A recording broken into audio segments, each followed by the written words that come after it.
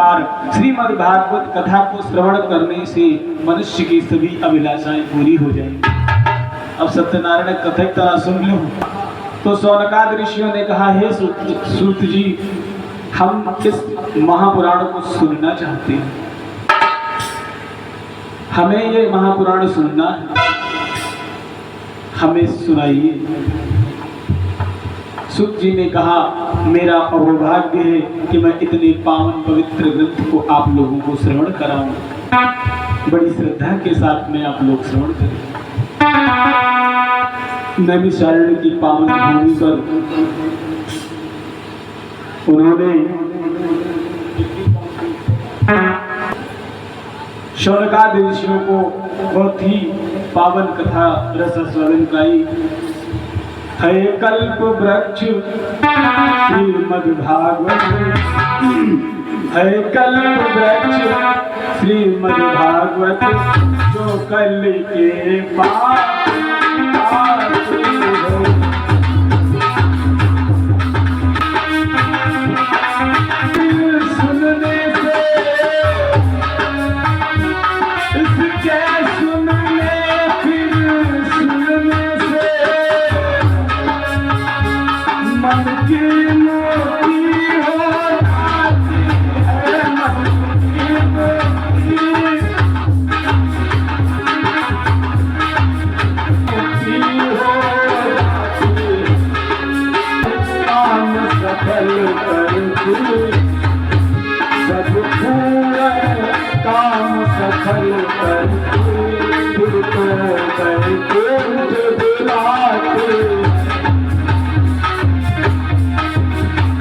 सुनने से मनुष्य की इस संसार में सभी कामनाएं पूरी होती हैं, अंत में वैकुंठ को प्राप्त होता है। इस प्रकार जब बहुत बार समझाया तो सूत जी के वचनों को सुनकर शौनकादि ऋषियों के मन में भागवत के प्रति प्रेम जागृत हुआ। इस प्रकार श्रवण करने के बाद उनके मन में भागवत के प्रति प्रेम जागृत हुआ। यही से कथा सार चलता है मेरे भाई। कथा बहुत आनंद की है, लेकिन वो समस्या है, हम अलग हैं, ये अलग है, आवाज ही नहीं।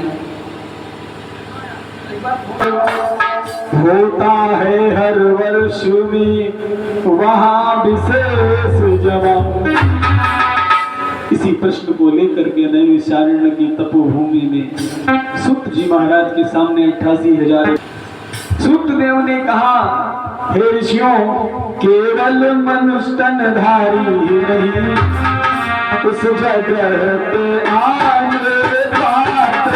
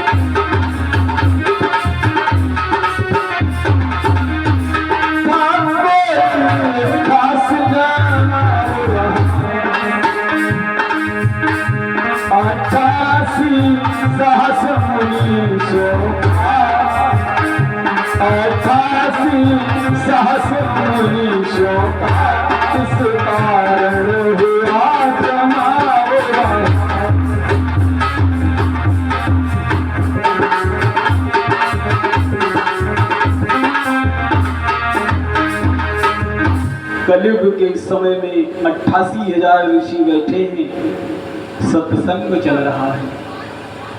किसके साथ में? सूत जी के साथ में। किससे हो रहा है? 88,000 ऋषियों से हो रहा है। और प्रश्न क्या है?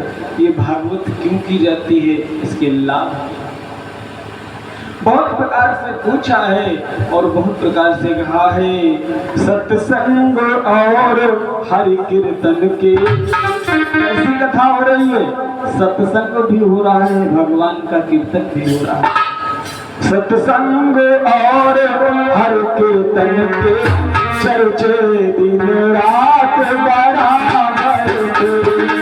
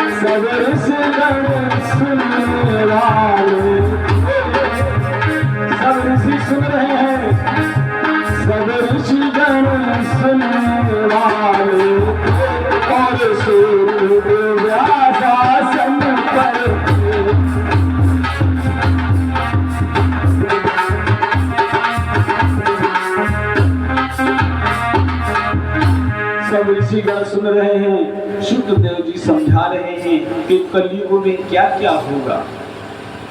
भागवत जी में लिखा है, कलयुग की नारी के खूब करेंगी श्रृंगार, बदलाव होगा कलयुग में व्यवहार। जहाँ पहले राम राम लोग करते हैं, अब नमस्ते नहीं करते। राम राम तो बंदे हो गए, नमस्ते भी छूट गया। अब तो बस क्या रहेगा, तुम अपने रास्ते हम अपने रास्ते, बंद है नमस्ते। कोई किसी के पास झुकना नहीं चाहता। स्वर्गपाद ऋषियों ने कहा, आप करोड़ों सूर्य के समान हैं, हे दयालु कृपा कीजिए। सौनक ने कहा, दयालु आपने कहा है दयालु, अब ऐसी बात बदला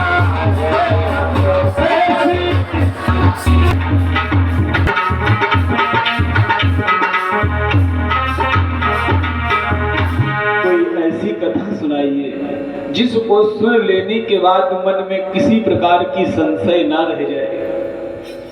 जैसे ही इतना कहा, सूतदेव ने कहा, ये प्रश्न आप लोग नहीं कर रहे हो, अपितु ये प्रश्न आपके हृदय से भगवान स्वयं कहलाना चाहते हैं। नहीं है तो भगवान की प्रेरणा से प्रश्न है जो आप लोग उनसे पूछना चाहते हैं। सूत जी कहते हैं, हे ऋषियों, सूतदेव कहने लगे, करके तनिक विचार, ईश्वर श्रीमद् भागवत सुनो नियम अनुसार। आप जानते हैं, हमारे भैया श्री राम के जीवन में लिखे थे कि ये यज्ञ तुमको दोबारा मिलेगा। बहुत कम लोगों को ये मिलता है, मैं आपको बता दूं मेरे भाई, बहुत कम लोगों को। बड़े बड़े राजा तो नहीं करा पाते, जो बेचारे आप लोगों के सहयोग से दोबारा तैयार तो हुए। सहयोग आपका है मेरे भाई। अगर इस बच्चे का सहयोग करोगे, इस भाई का सहयोग करोगे, तो धर्म में तुम्हारा भी तो पैसा लगा, तो जो यश तुम्हें मिलेगा वो इसको भी तो मिलेगा। हम दुनिया भर के खर्चे कर लेते हैं, फिर भी हमारे पास कमी ही है। ए भाई, भागवत महापुराण कोई छोटी मोटी चीज नहीं है। अब तो अपने मन में विश्वास कर लो। सूत जी महाराज कहते हैं कि यदि आप चाहते हो हे ऋषियों तो श्रीमद् भागवत को नियमानुसार सुनो। नियम का मतलब क्यों कहा गया है? ये नहीं कहा कि थी 5 भागवतें करा ली सुन ली हो गया, ये भी नहीं कहा इस पंक्ति में। फिर कहा क्या? उन्होंने कहा सुनो नियम अनुसार। ऋषियों श्रीमद् भागवत सुनो नियम अनुसार। इसका मतलब क्या हुआ? एक नियम बना लो।